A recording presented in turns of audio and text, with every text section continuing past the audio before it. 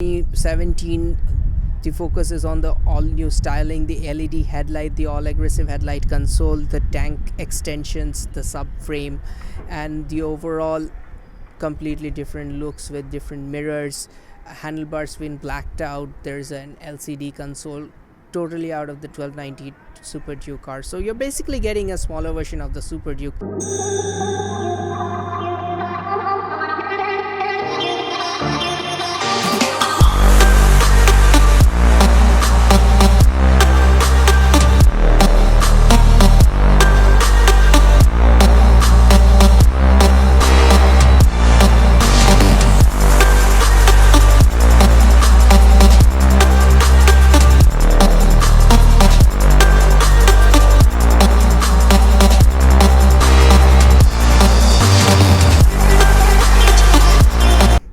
What is up, guys? Welcome back with Night in 47, and today we have got a special friend with us. It is Ride with Rahul, and we are super excited to share some good news with you, some information rather.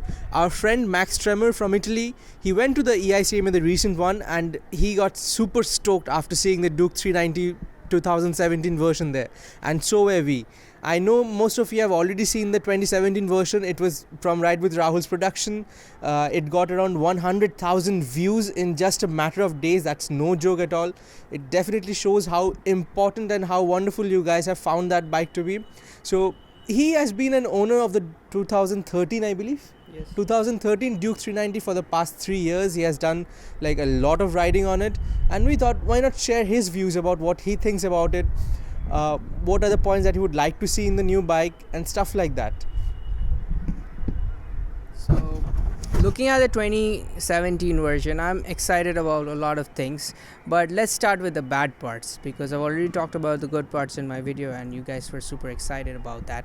But let's just say that this year the focus is more on the aesthetic. That I'm not saying that it's not getting more functional changes, like it's getting a ride-by-wire. That's a completely new thing for 2017, and it's a new thing for this category of motorcycle. I don't believe any other motorcycle below that 500cc category has got ride-by-wire, and there's going to be ABS as usual. Ride-by-wire also gives you an opportunity to add in a traction control system in future, but that is going to high tech. I think the bad part which I want to talk about is that the motorcycle is gaining 10 kgs of weight this time, and that's basically due to all that plastic fairing that's being added to the bike. Honestly, I love the new looks, but the original idea behind the Duke series was always to make it very raw, and some people did not find it that much aesthetic just because of that raw appeal. It had to be light, it had to be very strong on the power to weight ratio. The new bike, it doesn't get much more power. It's the same power, 44 PS of power, and it's got a torque of 2 Newton meters more than the previous version, which had about 35 Newton meters of torque. So this one's going to get 37, but it's also going to be heavier by 10 kgs. I just want to see how Would that be affecting the power to weight ratio? Of course it will be directly affecting the power to weight ratio. A little bit of extra torque will definitely give it the bike a little bit of go from the bottom end, and the torque is there. I believe it's there to fight the weight that it's gaining, but I don't know, if it's slower than my bike, I probably would not like that part. Okay. That was getting into pretty much detail, but let us talk about something that you see instantly about the bike, and that is aggressive styling. It is like it's like the younger brother of the 1290 Super Duke. We don't get that in India as of now. There are promises it will come, but my god, that headlight, it just bang on. Anytime you see that, you'll recognize that it's a KTM and it's a Duke 390 2017. What are your thoughts about the styling, and is it too much of a copy from the 1290 Super Duke, or is it really something refreshing, something? Honestly, they're doing what Japanese bikes been doing for a long time. It's called the similar design language. If you see, Audi does it in cars. Everything from the A8 to the A4 on the A3 have the same sort of headlight, that grille. I'm going into a different genre right now, but if you're going into motorcycles, the Tsugomi design principle from the Kawasaki's Z1000, the new Ninja ZX10R, the new Ninja 650 which is coming up next year. We're also very much excited about that bike. So all these bikes, if you take a look, follow a similar design principle. Yamaha has always had their own principle of styling. When you look at European bikes, they were more like every bike had its own styling, which is something that automobile enthusiasts used to love. But what it does is when you buy a more premium package like the 1290 Super Duke car, you get something that is unique. So when you're bringing that into the smaller motorcycles, you are in a way pleasing the smaller capacity motorcycle owners, because they'll be love to have a mini Super Duke on their garage, but you're in a way maybe you're somewhat affecting the higher end premium end of the customers who will not be that happy about it.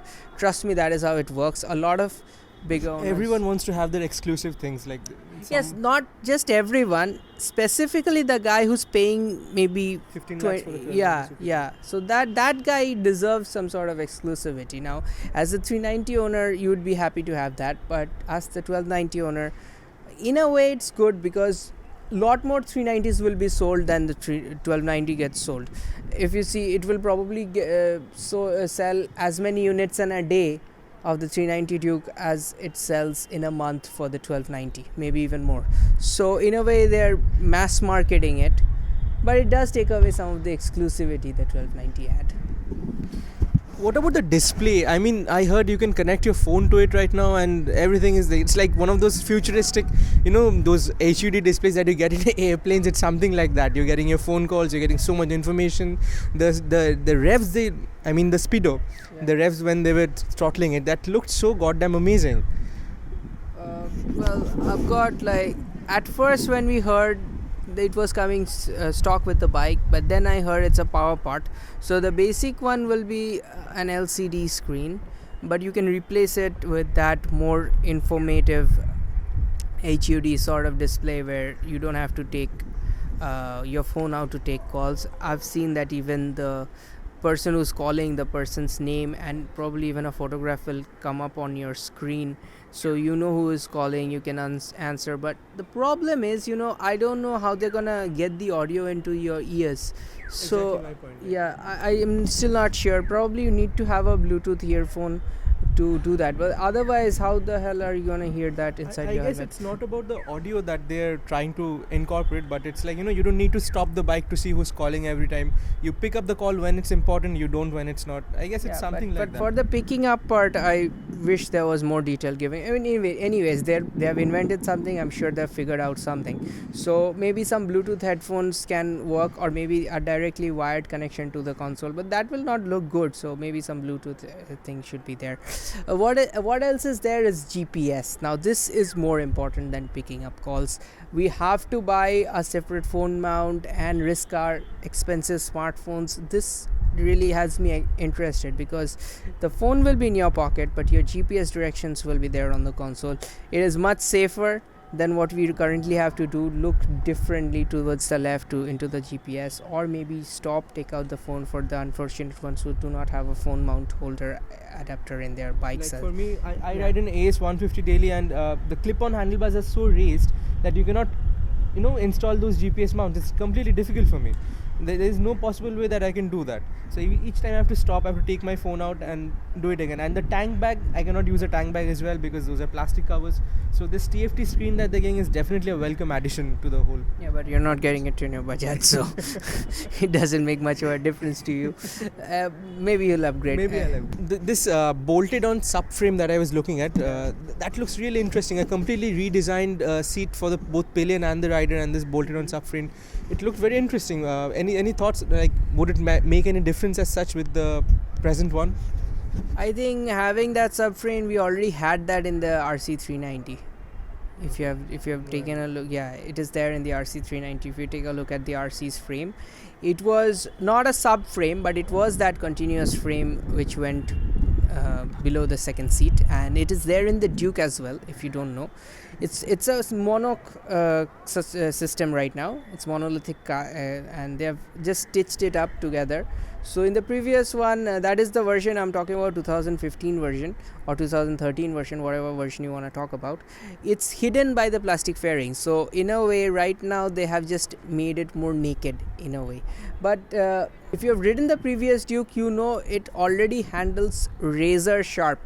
If you want to take a look at some of the nuances which I found that with the Duke, not so good. Maybe the front tire, it can be upsized a little bit. And more than that, complain with your front tire. not exactly the front tire, but the front end feel more. And so what happens is when I'm doing the cornering on the RC, I get a lot more feedback and feel from the front, so I can push that bike a lot harder. It's the same tires, the same wheels, the same suspension on both these bikes, but because of the lowered handlebars, the RC gives a lot more connected feel and more weight towards the front. I think Duke, of course, with the laid back posture, is a lot better in touring, so that's a compromise in both ways. If you have good feel, you lose some of the comfort, but I think the current version, it will have a lower handlebar, so with that lower handlebar, a little bit of feel may be improved. And even if they do not lower the handlebar, what we know, this is for certain, that they have raised the seat height by about 20 millimeters. I believe it's about 820 to 830 on the 2017 version, so it's a bad news for the shorter guys. But what happens is when your seat raises, you look down a little bit downwards, and that means it's practically like lowering the handlebars. I don't know about you guys, but I have ridden a few times behind as a pillion to him, and the present Duke that he's on, it's a 2013 one. A pillion riding is almost a suicide by the way he rides. The seat is so small, it hurts my butt. It hurts like hell, and he's zipping through like this. I'm like always clinged on. My God, we're just gonna crash. But looking at the present seat, the pillion one especially, it looks much more comfortable. It's I saw it being separated right now. It is also separated in your one, well. but it's wider. It's wider. It's definitely much more wider. And for the rider seat of the Duke, it's still, it's one of the hardest seats you can get. If you're looking to upgrade, you need to have an iron butt. Yeah, somewhat. And in a way, no, there's two sides to having a harder seat. First of all, in the first few weeks you're uncomfortable, but when you're taking it on a longer tour, believe me, a harder seat's more comfortable than a softer seat. A softer seat just sinks you in, and what that does is it gives you pain after a long ride. I'm talking about 300-400 kilometers. The Duke seat right now, it's too hard. It can be one step softer, and it will still do the short city riding plus the long touring.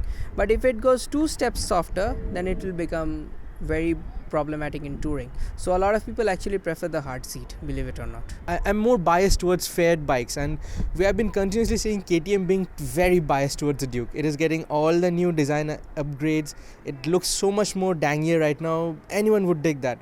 When are we guys who prefer the RC, do you think would get an update or something like that? I know it's difficult for you to answer, but any idea? It's not actually. There is a philosophy behind the KTM Duke and the RC, and that is the Duke came out in 2013. I'm talking about the Duke 390, and the RC 390 came out in 2014, nearly the same time. Duke got its update in 2017, the major refresh design change. Remember, RC already was an upgrade.